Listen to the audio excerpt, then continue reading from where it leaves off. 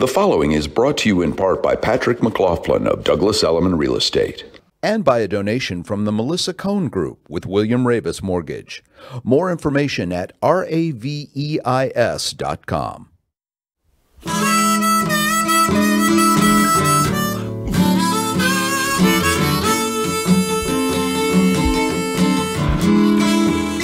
The weather outside is frightful, and it's pretty hideous in here, too. This is AirHamptons with Bridget and Bill, and we're talking horrible holidays. For the second time. That's right. We did this last year. We did this last year. It was such a hit. People loved it. So listen, come closer and share in our misery. I am Bill McCuddy. And I am Bridget LeRoy, and we are here today with some really cool guests. Oh, we have some amazing guests. Yeah. We have a brand new book out called Uncross Your Legs, A Life in Fashion. And Stan Herman joins us. He is a wonderful, frisky, bouncy fella who I now want to have in my life forever. He dressed everyone on the Mayflower. Oh, he did not. That's just, he's laughing in the background, but that was not a nice comment. No, I didn't mean that in a mean way. He's been around for a while, and you know what? We are very lucky to have him. But Stan Herman may not be the most familiar name, but his fashions are probably the most familiar, and you will find out why when we have him on. And he knows everybody. Yes, he does. And now we know him, or we will very shortly. Yeah, so Stan Herman will be on, but first we'll have Anita Boyer, who a lot of people know from our fabulous variety show. She is the tap and music and dance queen of the East End, but she will be here in a very different capacity today. She's going to be telling us about horrible holiday movies. So stay tuned for that. I can't wait for this because, and I'm going to tell you, if you think you know what she's going to talk about, you don't. She has come up with some of the most obscure titles. I'm a film critic on PBS, as you know. I haven't heard any of these movies. Right. But you can see them on Netflix, so they're not that obscure. Proof they'll buy anything. But first we've got our one-man band, the fabulous Jim Turner. Jim. Happy holidays, Jim. Happy holidays, William and Bridget. Hi. Did you have a horrible one ever in your life? Oh, my God. Ask my psychiatrist. Okay, we just have the hour. That's not enough. Well, that's good. But Jim is providing us all sorts of interesting little holiday hits as we progress on, but none that we will be sued about. So now, before we get to the guests, I want to share with you something I came across. It is strange Christmas holiday traditions around the world. In Wales, they parade a dead horse skull decorated with ribbons. Of course they do. They don't know why, but in Guatemala, they burn devils at the holidays to rid the houses of bad spirits for the new year. Well, that makes sense to me. That's kind of like what I do when I burn sage. Yeah, you do. Yeah, you're into that weird stuff. I'm into that weird. Yeah, it's not so weird. Wait until your house gets haunted. You'll be calling me on the phone, telling me to do this.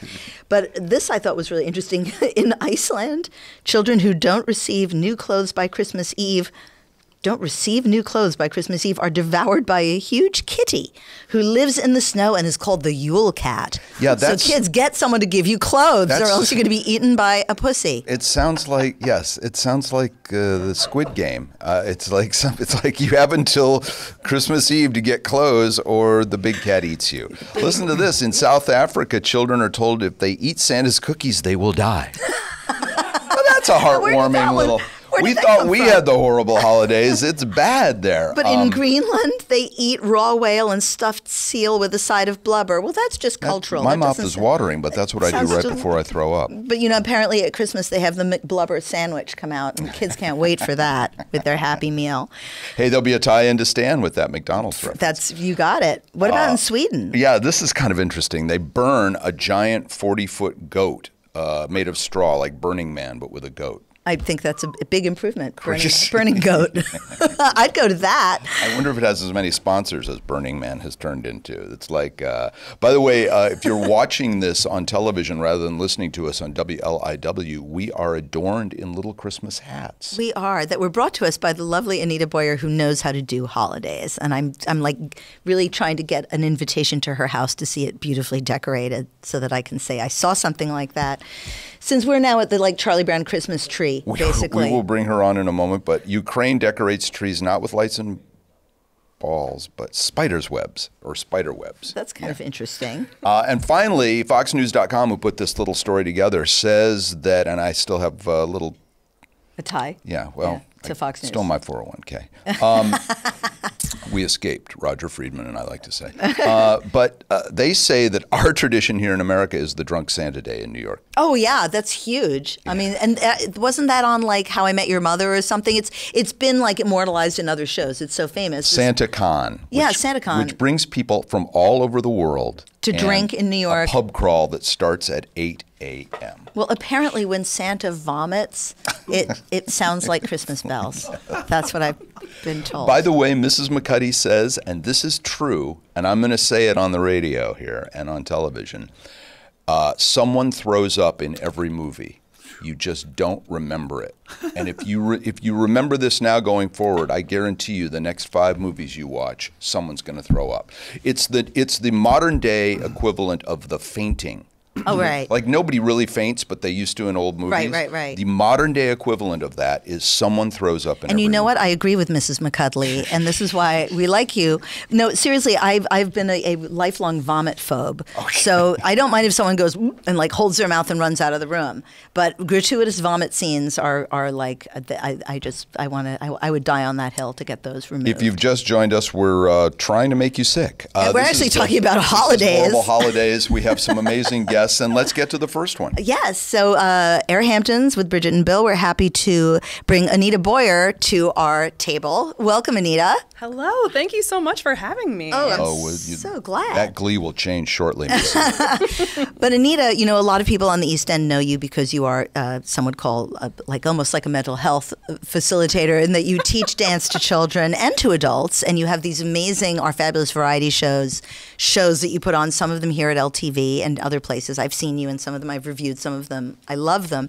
But you have a side hustle that most people don't know about, which is you review bad Christmas movies. Yes. In that capacity. I do. Well, you know, I won't say that I review bad Christmas movies. I review holiday movies, period. It's just that most of them are horrible. And nothing is on the Hallmark Channel, which is where I think most of the bad ones turn up. You know, I'm kind of like OCD and ADHD at the same time. So what does that spell? Right, Anita? Okay, good. So I started with Netflix, and it turns out that I think that it's going to take me a decade to really get through everything that Netflix has to offer before I can move on to the Hallmark Channel. And so do you like Google, like not Google, but Netflix, like the word Christmas or the word holiday, and then just alight on something and go, aha? Yes. Have you found any treasures among the trash? I have. Oh, tell me a treasure one before we get into the horrible ones. Two treasures. One I actually discovered before I started this reviewing project was Love Hard. It is amazing. It seems like it's going to be terrible. It starts out exactly like every terrible holiday movie. A girl who just sucks at life and needs to be defined by a man, right? Because that's what we are. That's kind of the show. Right? Oh, shut up. Oh, my goodness. No. You are in big trouble, Mr. But then, McCuddy. and no spoilers because I won't spoil the good ones, but they have some really nice twists and they keep it very real. And, it's just like a... Who's in that? Anybody? Nobody? Yeah. People that I'm sure if you Googled, you could find their names. Okay. And, So what's the other one that Hard, was a pleasant surprise before we get into the unpleasant? Holiday. And actually, I won't do the full review, but Holiday did inspire me to help people out with the holidays because something that I think makes the holidays hard for people is having, like when you're younger, or really any age, I should say, just the assumption that parents, grandparents, aunts, uncles, cousins, like have the right to kind of win with you. You know, like if you haven't brought a date, or if you're not married, or if you're not pregnant, or if you haven't bought a new house, got a promotion, blah, blah, blah, all those like classic earmarks, that somehow you're failing your family. So it makes it really stressful for a lot of people. Yeah. So I have a quick list, if I may, of questions that you should avoid during the holidays. Oh, please. Oh, yeah. Number one, why are you still single? Number two, are you or they ever going to propose? 3, can I give your number to my hairdresser's cousin's best friend's nephew? You two would just be so cute together.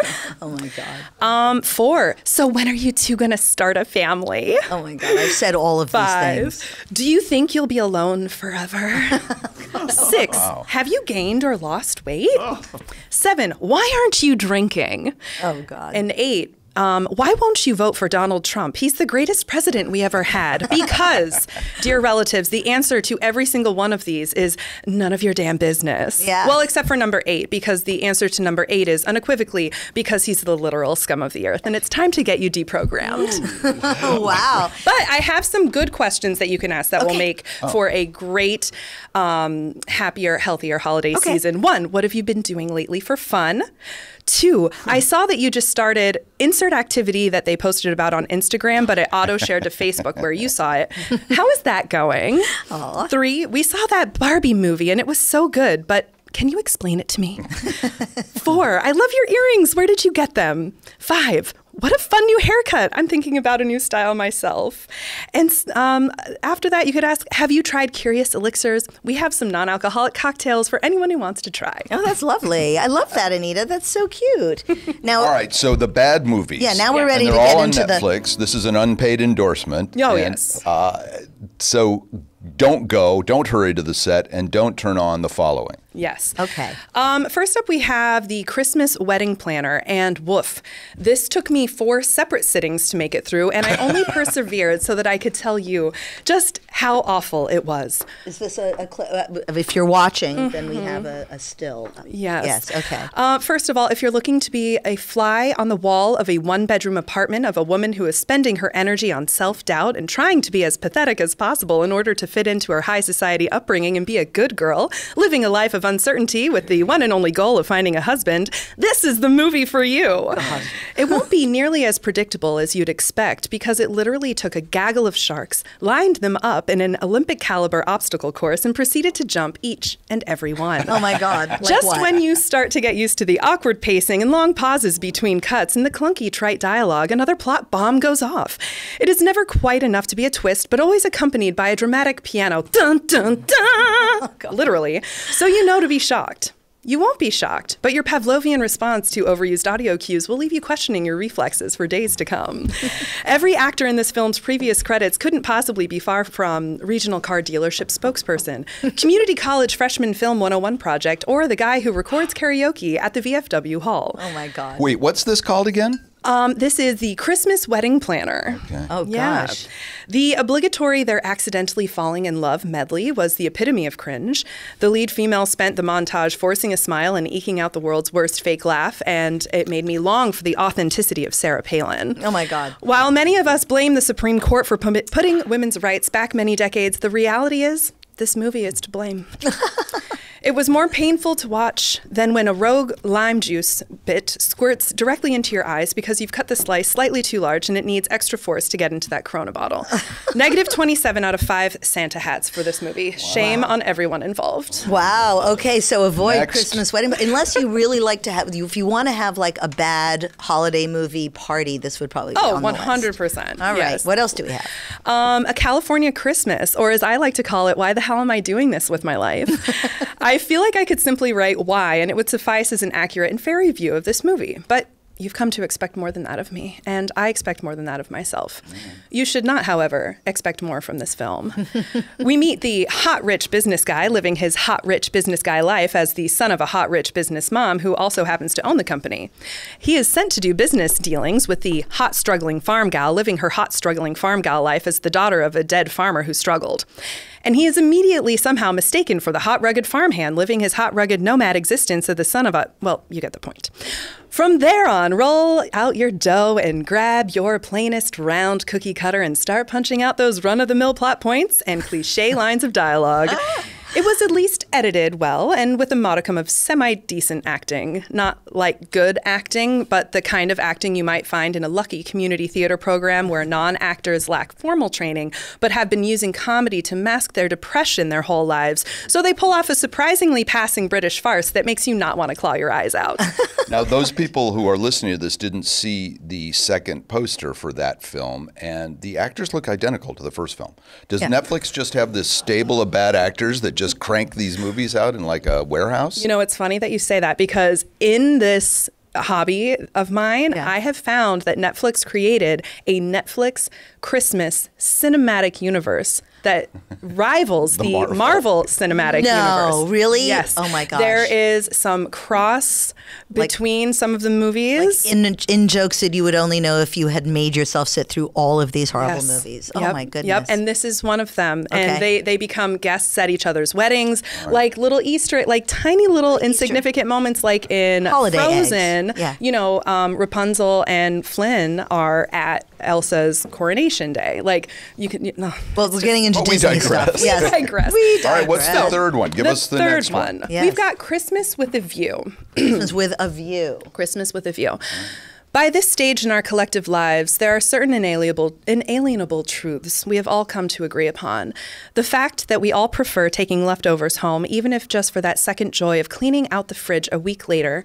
The reality in which no matter how much time we have to prep for company, it will always come down to those last 15 minutes before they arrive when everything actually gets done. And the undeniable certainty that whatever the nail technician says, ain't no way that gel manicure is going chip-free for 2 weeks. During my time of horrible movie viewing and reviewing, I've come to learn the eternal verity of the holiday movie market. The classic films we know and love that are atop our lists like a star on an evergreen are rare gifts from the Hollywood heavens. Just look for a second at what Jason has put up. You put up a devil star with Santa on it. Go ahead. This one, for those of you who can't see this, it says Hail it's Santa frightening for children. This one at least has Vivica A. Fox in it. And Patrick Duffy. In minor roles, right? In like, oh gosh, she's completely silent. She's not commenting.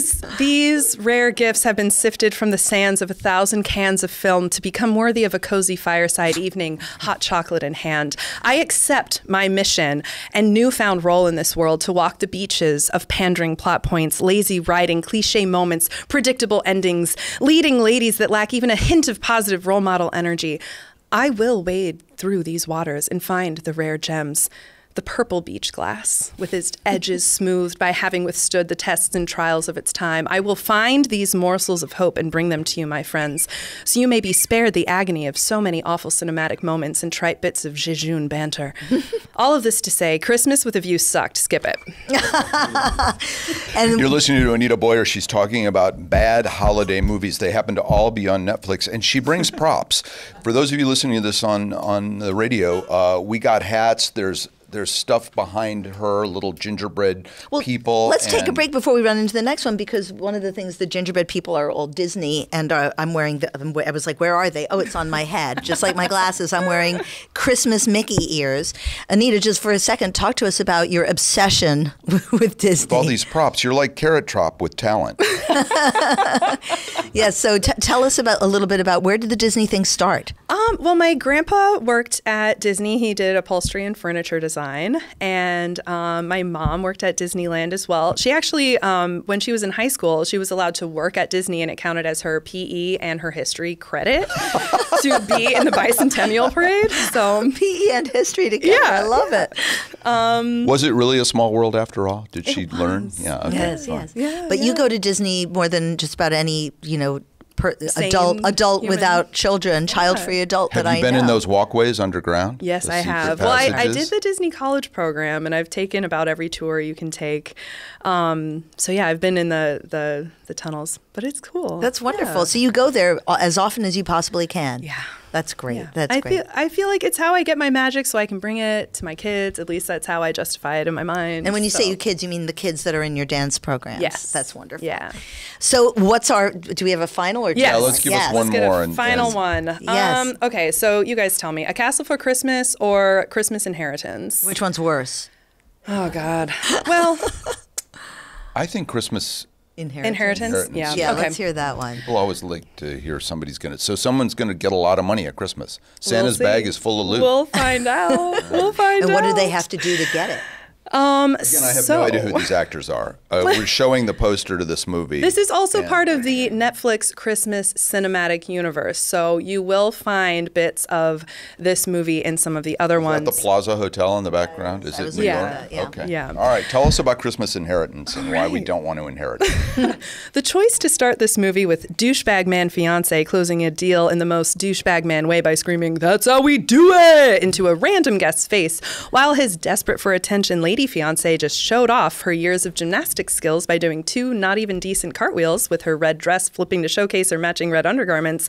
Wait, I like this movie so far. Yeah. It was Get to the bad part. It was the most blatant, this couple ain't gonna make it that I've ever seen. Spoiler alert. This couple doesn't make it. Oh no, desperate for attention lady fiancé is also the daughter of CEO who wants to retire.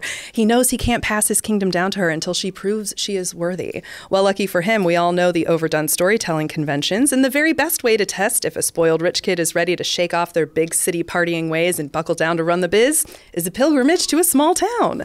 But wait, they make it more interesting by doing something no story has ever dared to do. She'll have to do it all for $100 or less. No credit cards. How will she survive without daddy's dollars? This premise reminds me of Rachel Ray's Tasty Travels, a program in which Rachel Ray would educate people who were home and watching the Food Network at 11:30 a.m. on weekdays how they could save money while traveling the world by being really awful tippers. Gosh. Oh my God, her meet cute is actually Plop, Jake Lacey from The Office. Sorry, Jake, you will only ever be known as Plop no matter how many crappy holiday films you do. For this review, I will call you Holiday Plop, though. Fair? Holiday Plop is channeling his best Dean from Gilmore Girls with his I'm a tall boy from a small town with a half smile that will make you weak.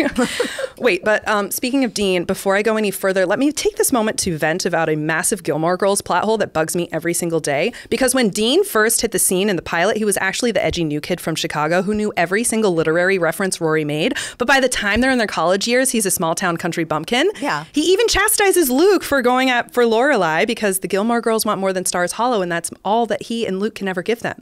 Bro, you're from Chicago. I'm sorry high school sucked and you got divorced before you could legally drink, but get over it. Holiday Plop is That cool, Gilmore though. Girl mom lives out here. Yeah, we should Lauren have her on the show. Lauren Graham, we should. right. Oh, can I do like bad reviews of Gilmore Girl episodes when you have her on? Sure. Probably not. I love Gilmore Girls, Yeah. but Too excited for that. Holiday Plop has a decent moment correcting Pilgrimage Girl's Scroogey view of homelessness. And I don't think you need me to tell you whether or not desperate for attention lady fiancé spoiled brat daughter of CEO man is changed by the big hearts of the small town. She is. Or if she falls in love with Holiday Plop. She does. Or if her mom died and they use that as a way to justify her spiral of party girl behavior. They do.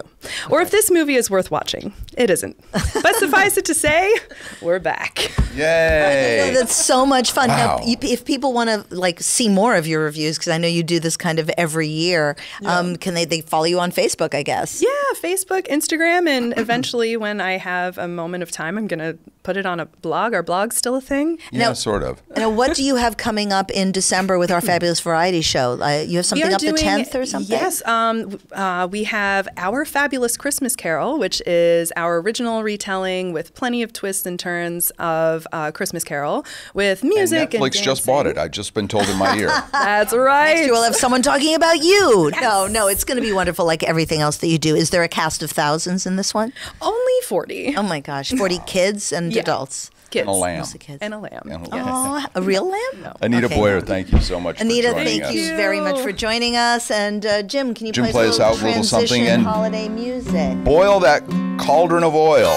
The carolers are coming. No, I'm kidding. Lukewarm oil will work just fine. We are talking horrible holidays, and this is AirHamptons with Bridget and Bill.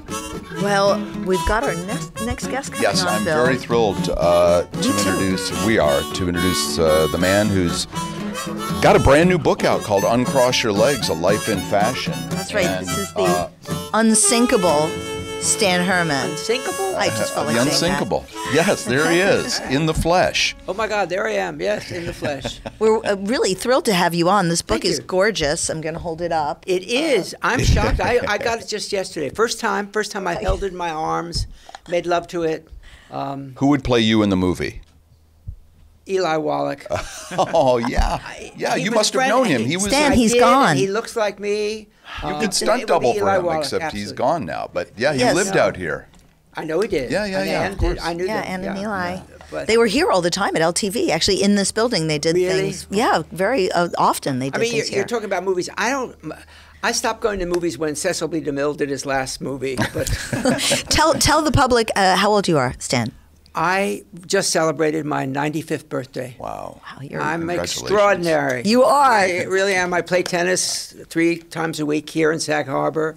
I live in New York and out here, and I've had a wonderful life. Just a wonderful life. Well, we get to the book in a second. Okay. Can you remember any horrible holiday dress or outfit that someone had on? And you don't have to name them by name, but some fashion faux pas. Or can you go out? Years ago, Barbra Streisand wearing Arnold Scazzi's see-through dress when she received her big award. That was the worst. And Arnold Scazzi, who was a very famous designer, was a good friend of mine. Yeah. I called him and I said, "That's the worst piece of." But everybody loved it. It was black, right? It was with black, a lot of sheer see-through black. You could see her underneath. I remember that dress. That was to me the worst. But but I'm very nice to people about what they wear. I mean, we certainly are. Look at you. You're wearing a striped top. You're wearing a vest. Never supposed to wear a stripe on TV. I'm wearing, I don't know, a sweater. We can wear whatever we want now. When I started, that wasn't the case. Right. If you're a woman, you had white gloves. You had pearl necklace. Or we got dressed up to fly. And we wore hats. We wore hats. Yeah. Hid our faces to the world.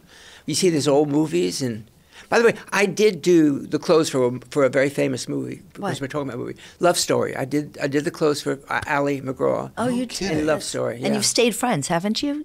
With Ali McGraw. Oh, yeah, you stayed friends. very much so. That started our friendship. But that's beautiful. Yeah. And I did also you have to ever say you were sorry at any point in that movie? No, I didn't. Because that's what love means, apparently. I know. I was just showing that I understood your pop cultural references. There's such an enormous age difference between you and I, Bill. Yes, I was I showing know. that I was hep to your 1960s Thank you. things. Thank you. So we made reference to the fact that people see your work everywhere and don't know it. So, and the book talks about that, obviously. Right.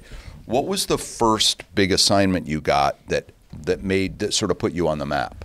Well, in uniforms, basically, well, first of all, I was a ready-to-wear designer. I started in ready-to-wear. Now, I had a great career. I had a beautiful business called Mr. Mort. There are women out there who I was sort of like the Marc Jacobs of the time. And suddenly I got a call from Benton & Bowles, a big advertising agency. Sure. Would I be interested in doing a uniform for Avis Rent-A-Car? I said, "What is a uniform for Avis Rent-A-Car?" And they said, "Well, you should meet the president." He was actually, Avis is in Long Island. Oh, really? And I went to meet the president. He said, "I want a new uniform. I want us to look."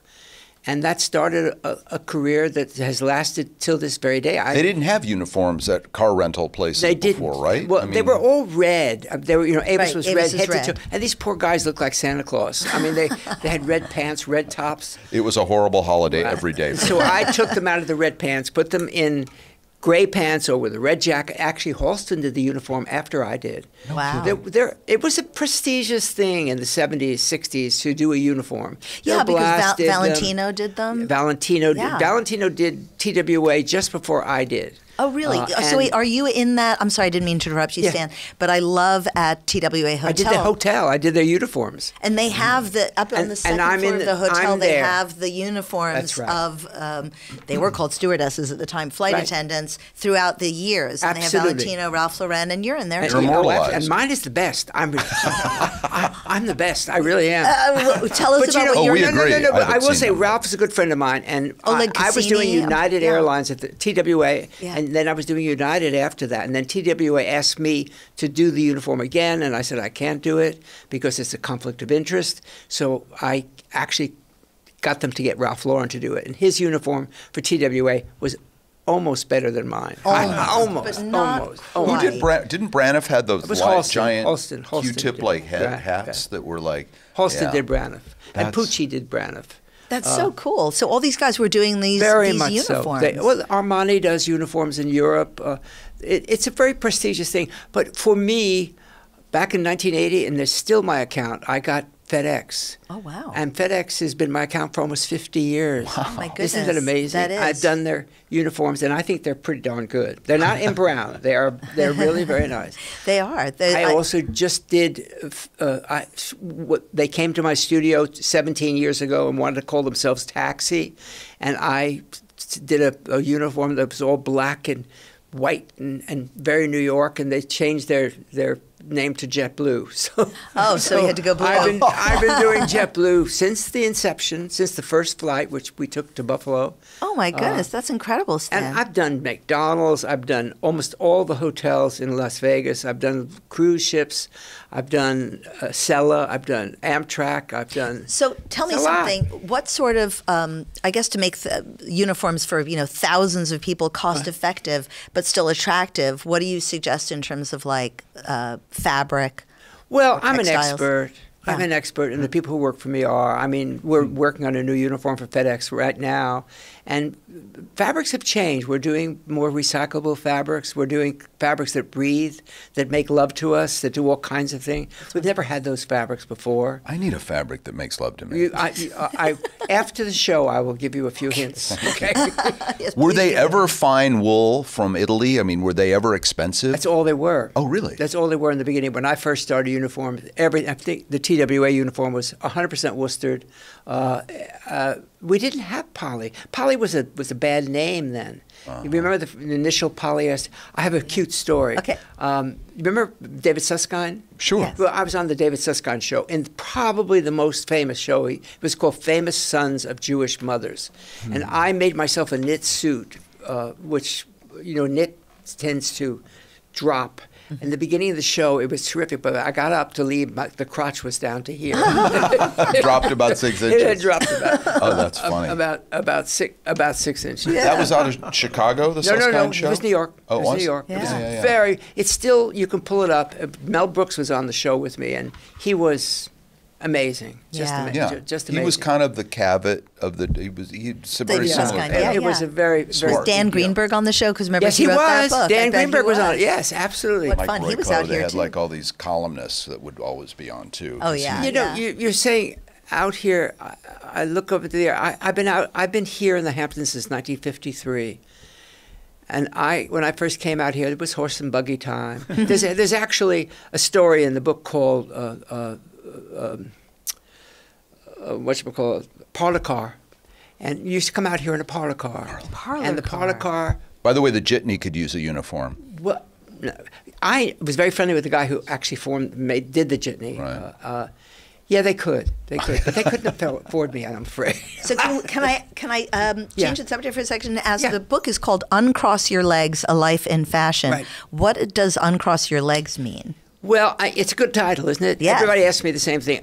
I started all the fashion shows in New York. I was president of the fashion for 10 years of 7th on 6th in Bryant Park. My studio overlooks Bryant Park. And that's why we went in. I'm still on the board of Bryant Park. And when a fashion show starts and the lights start to go down, but the photographers are always pushed at the very end like sardines. They each have about a 6-inch spot to stand on. Mm-hmm. And the people in the front row usually, not always, usually have their legs crossed. Mm-hmm. And those photographers need a clear runway. Right. And they scream at the people, uncross your legs. And most everybody does, including me, because I was always, and in our world, there's the A-listers, the B-listers, and the C-listers. And when you go to a fashion show, if you're not sitting in the first or second row, you're a B-lister or a C-lister. It's a terrible designation, but Yeah. it's the reality of our world. Right, right. So that's where the title came from. I started this book a long time ago, and then when COVID hit and I had time to spend out here, I love a writer named Jan Morris, who's probably the greatest writer of travel writer in the world. Mm-hmm. And she started her memoir at 92, and I figured if she could do it, I could do it. So I sat down, and all the years I wrote, which didn't go anywhere, suddenly came together, and it seemed nice. I think you'll like it when you read it. I wrote every word of it longhand. Wow. I don't know how to type. Isn't that terrible? Is that true? I don't know. I'll tell you the truth. My father, who lived to be 105, that's where he said to me when I went to one day, I said, I would love to learn how to type. And he looked at me, he said, Jews don't type. Well, that's an interesting comment. And so I never learned how All to type. opinions of Stan Herman are his own. We're talking to Stan Herman, who's written a new book called Uncross Your Legs, A Life in Fashion. He makes his home here on the East End of Long Island and in New York. I'm fascinated to hear about the very first Fashion Week. Like, was it Oh, that's such a good. just one runway and two models and three or four designers? Great question. You know, we were. The world thought America and New York were foolish with their fashion shows. We had no cohesive place to show. It was not like Europe where they have these great areas that you can of castles Couture and, from Paris big and all those high ceilings and beautiful settings and long runways. We didn't have it in New York, and so everybody was doing shows all over the place. And there was one show that Michael Kors gave, and the ceiling fell on one of the famous editors, and she said, "We are so second rate here." So I sat down with a woman who had hired. I was president of the designers. The Council of Fashion Designers of America for 16 years, which is a long time. Right now, Tom Brown is president, and Diane von Furstenberg was president right after me, but nobody had my longevity. And we decided, I took Fern Malice, who worked for me at the time, we decided we had to pull our act together. And so I live my studio is over Bryant Park, and there was this beautiful park, and I said to the board, I said, would you ever think of putting tents in the park? And they said, no. I said, well, we should. And that started 7th on 6th. We put the first 2 tents in the park. There was more like bar mitzvah I might tents. argue that it kind of put Bryant Park on the map because there were lots of little parks around the city. They were all in the shadow of Central Park, and nobody went to the others as a specific location. Very true. Right. It's very true. And that was those tents that year. But then big people like Mercedes-Benz came along, they were and sponsors. it was very, very. It was a big splashy deal. It started the whole world. IMG now runs it all. I personally sold that 7th on 6th to IMG, and IMG now, those fashion shows are all around the world. And that really started. So you technically owned the concept of having a fashion show in Bryant Park, and that was a saleable thing that you could. Yes, I actually crossed my legs and sat with the IMG people. Uncross your legs, Stan. Yeah, and said, "How much is it worth?" Wow. And it was nothing. It was worth nothing. It was worth everything. From Sky. So they bought it from us, and then it went on from there. Fern went on with it, and I continued with. Well, the council became my lover. I just love being president, and I was good president because I wasn't competitive with Tommy and with Ralph and with Donna. And I mean, I knew them; they were all my friends, but I never was competitive, and I love doing it. You got them gigs, it sounds like, well, sometimes, like yeah, the Ralph they got their Lauren own thing. gig. They got their own gig, and they're all in the book. I mean, that's the nice part of the book. It's longevity is a horrible thing, but it's beautiful at the same time. Yeah. You know, you have so much, and living out here in paradise and being in the most beautiful city. We were talking just before about the Alps. You know, my heart's in the Alps, but my body is here. Well, we're glad your body is here. We're talking to Stan Herman about his new book on Cross Your Legs. And Stan He's had a fascinating life in fashion. He has, and I just wanted to ask, and actually Anita Boyer asked this of you before we started, is what is your take, since this is Horrible Holidays, on the ugly sweater fad that has been gaining popularity every year? It's a billion business now. It is. My take is everything is for money these days, and people are copycats. Nothing is ugly. Nothing is ugly. Everything is beautiful. Well, we've got a few sweaters to show you. My son, No, my son had a sweater last year. My son Bing, that was Santa riding a unicorn, and it said "Don't stop believing." It was really ugly. I have to look a little harder. I actually, I'm on QVC a lot. I just celebrated my 30th year, and they actually asked me that question last year about the ugly sweater. Didn't Whoopi Goldberg do something with the ugly sweater? I don't know. Yeah, Whoopi wears old, ugly sweaters. On The View. Yeah, on The View. Well, it's fun when you find ones that are kitsch, but now they're actually designing them. Yeah, they're making it ugly on purpose. Yeah, making which is ugly kind on of purpose. cheating. Usually the question that's asked of designers, why, I can't, all this fashion, I can't find anything I like. I can't, women say to me, who are they designing for? It's the age-old question. When I first started, everybody wanted to look like their mother. The I'm now going the back pearls to the and the 40s white and gloves. 50s. You Black wanted to be dress, sophisticated. You wanted to be the woman who walked into the room and was mature.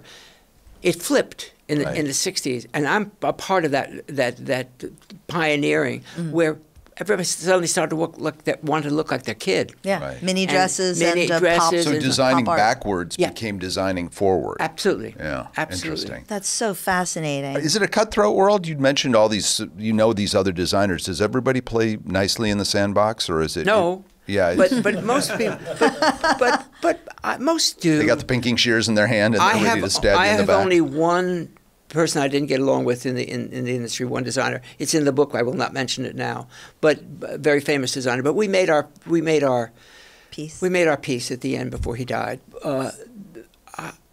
We are a very frightened group of people. We feel very insecure. I don't know of a designer, whether it's the top name, who doesn't have an insecure moment in their life. They have to produce clothes 3 and 4 times a year. They're judged every time they do it. That's a hard thing to live with. People telling you didn't do well this year and they do well. I mean, I had 10 years on 7th Avenue that were glorious, but I was burned out by the end of the 10 years. So what are you selling now on QVC? What's I sell typically- loungewear.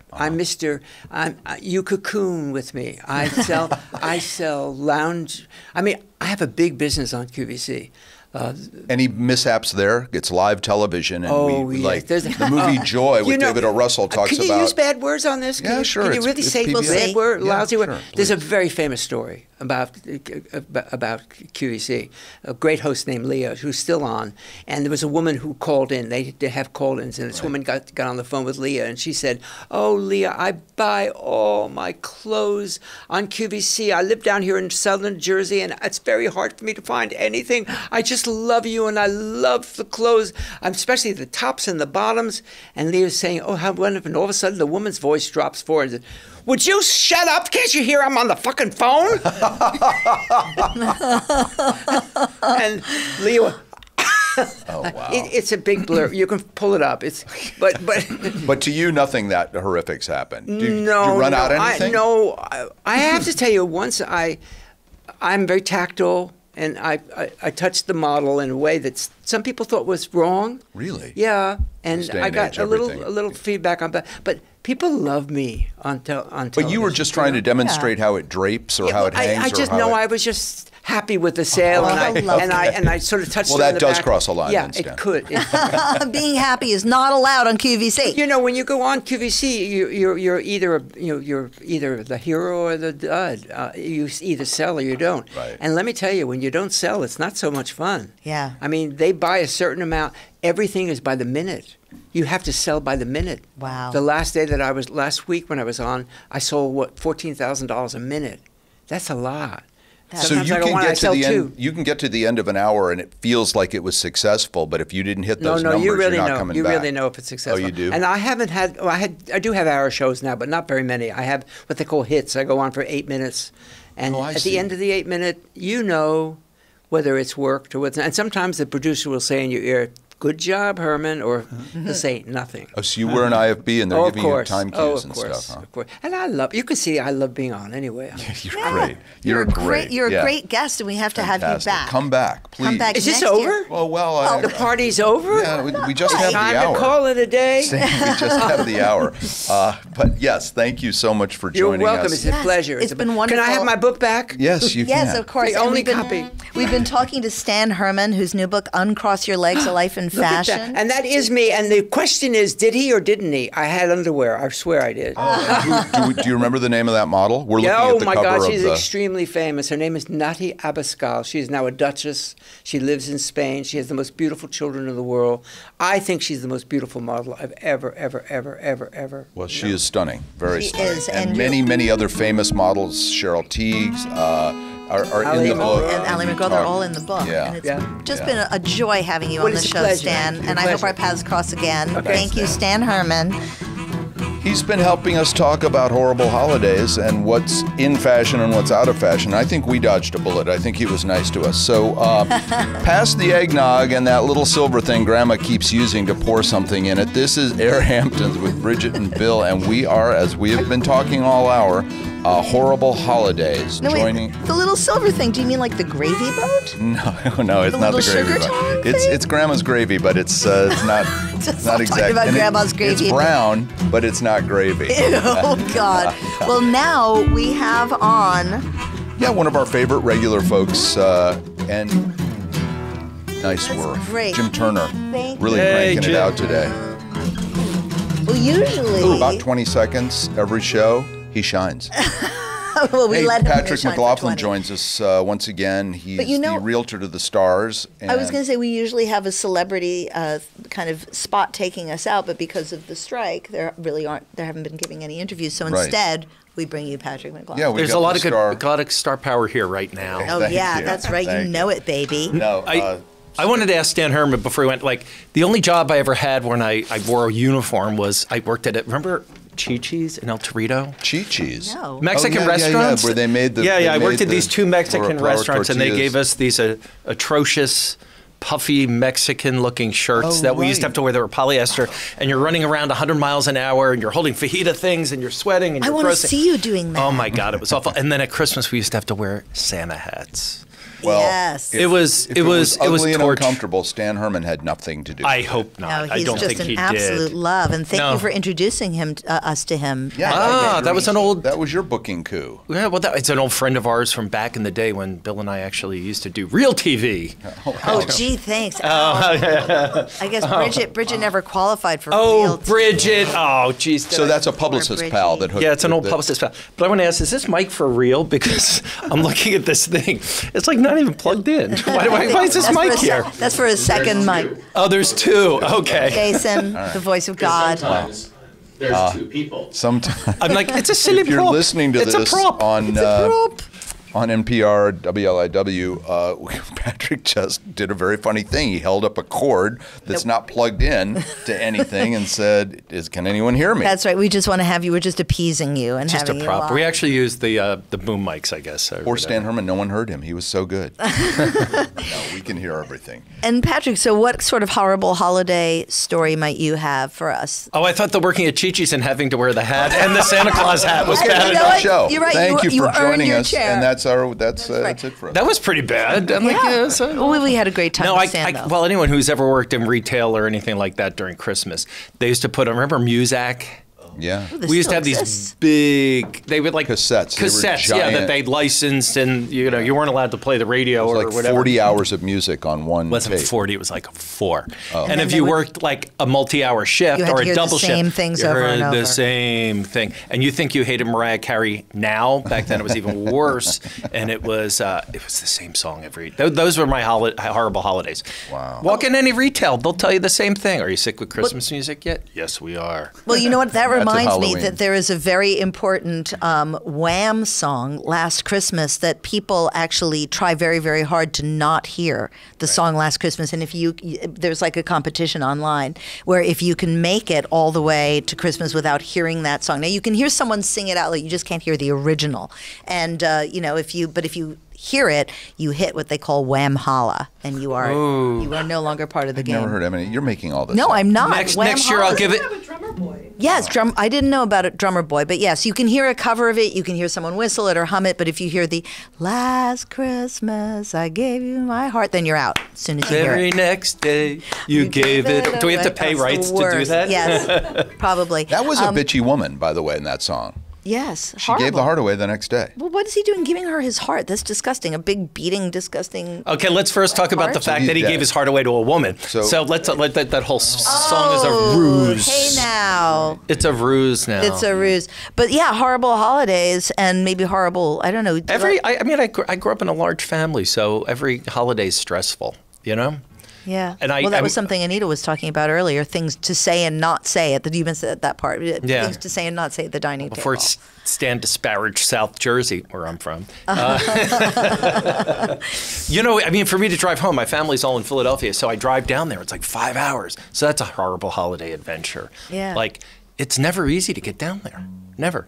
And I see Bill's wearing his life preserver like I'm wearing Yes, my you life both are preserver wearing Now I today. wore red vest for our holiday, and you missed the hat portion of the show. The horrible holiday hats. Yeah, we got and Anita brought me a little mug that, It's not that yours looks to like keep, looks you like know. a Christmas tree. Oh no, she's never seeing this again. It's really cute. With a little top, and that's Yeah, we tried to be very decorative. yeah.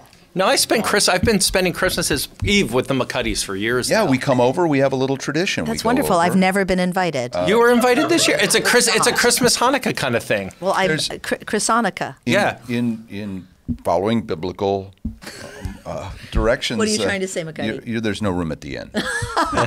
Are you calling me the Messiah? Yeah, you're out in the there barn. you go. I'm the Ms. There's a star in the east. But we it's always me. have a great. It's fun. But by the way, I'm like the Gentile has to always go out and buy the Hanukkah candles and the gelt and all that other stuff. Peter never does it. It's like So you are a practicing Jew that also has a Christmas tree. I don't know if I'm a practicing Jew. McLaughlin? No, I don't think so. Not with the last name. No. But there are a lot of households that do that. yeah. 'Cause I mean, we have a mezuzah on the door, but I mean, it doesn't necessarily mean that I'm not having bacon with my breakfast. I don't know. Is that offensive? I don't know. No, Oh God. I don't know. I don't know. No, we Am have I no. canceled? You were just canceled. Yeah, Okay. we just have no. We have But we no enjoyed seeing it. baseline anymore. For, What happened here? That's cool. We made some news. But real estate market, you want to hear what's going on? Yes, in a nutshell? we do. Price, I'll Does tell you. anybody sell anything at the holidays? You know what? I did sell something on Christmas Eve once. Believe it or Really? not, I Was did. it- And I was always it a tell my gift? people that Was it there was a like- gift. Was there a cane in the corner and a little girl that when I She went out on the swing. She looked a lot like Natalie Wood, and then oh my God! No, you but I guys. did. I sold something on Christmas Eve once, so you never know. And I always tell my somebody who sellers. just could only come out that day, or They that? just came out that day, and I was still here. I was doing my Christmas Eve at my house, and then I drive down Christmas Day for the 5-hour trek to Philadelphia. And I took people out, and they bought something on Christmas Day. Or Christmas Eve. That's Christmas amazing. Eve. So sometimes they do sell. sometimes they do. I mean, usually the real estate market gets quiet between Thanksgiving and Yeah, do and you New even Year's. have open houses in You know why we December, do? or- We do because the brokers aren't that crazy and busy, so they try to learn the inventory this time of year. Right. So and it's it must like- be nice to go. Have It is, and you to go an see the open house. brokers, and you have cookies and stuff like that. They but get it's good. liquored up at these houses that aren't theirs? We would never do that. Brokers don't do that. Why don't you make no. another vomiting reference? Oh, Did they God. throw up on no, that other please, person's house? No gratuitous So- vomiting. so- Just Open tuning house. in, we had a lovely top of the show conversation about gratuitous vomit scenes in movies. in Vom movies, scenes. vom- and how Oh, there's have you one in seen the every new movie. Exorcist movie yet? Speaking of vomit. No, I haven't. But we talked about it on this show at some point, or one of our many shows. We talked about it. I mean, it's Or, out on- Clavin did. Oh, the Clavin new talked And what did about he it. say? He said it sucked. Yeah, that's kind of the word I heard. I'm But like, you it's know so what? sad because I like Alan Burstyn. But surprisingly enough, So we much. only have 3 minutes left of this show. Horrible 3 Holidays minutes. is our last show of 2023. Yes. Can I tell you what I wish for Christmas? Yes. Please. I want a cobbler in the Hamptons. I want somewhere to like take my Peach, shoes cherry? and be. No, oh, no, no. that kind of cobbler. I want a restaurant where when I go at the end, it's like it's not a 3-digit meal every time I go out. You don't have to get 3.9 financing and Yeah, where I don't need financing to go out and have a night out. What other things do we want in the Hamptons? Potholes filled. Yes. Yeah, that would be another thing. amazing. Wow, that's for everyone. And That's peace what on we- earth, goodwill towards men. Yes, but potholes first, and Yeah. that will Yeah, help. and women. Oh, go- And wow. women.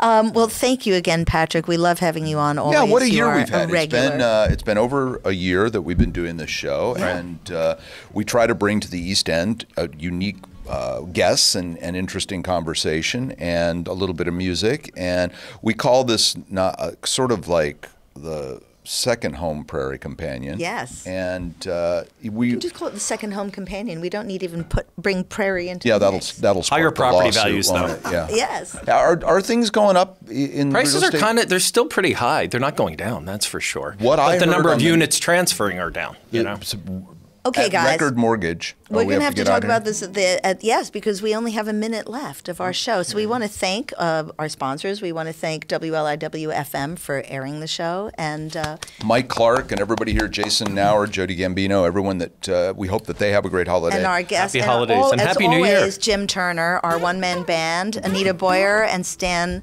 Herman for being our guests, and of course, thank you, Stan Bill, for Herman, being who's my, just sold one book so far, and he brought it with it. and then he brought it back. Then he took it away. But Yeah. thank you, Bill, for being my Aw, colleague on this. happy- It's been well, a fun 2023. Thank you. Looking forward to the next year. Move that Last mistletoe. I'm Christmas, not going he to kiss gave you his book the next Stop. day. Wham holla! Wham holla! From a giant corrugated steel building at the corner of Ba and Humbug, we are AirHamptons with Bridget and Bill, and we have enjoyed this year with you, and we look forward to seeing you next year. Jim, take us out into 2024. Play us out, buddy.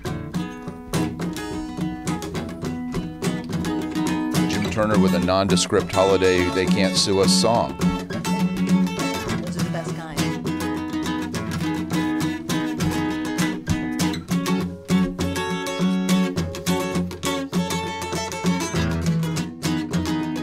They say this guy Shaft's a bad dude.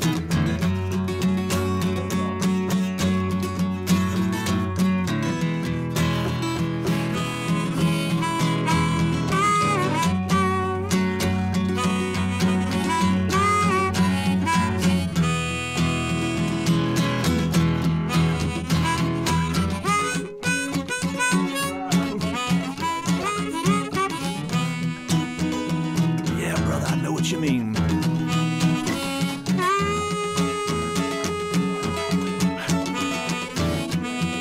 Right on.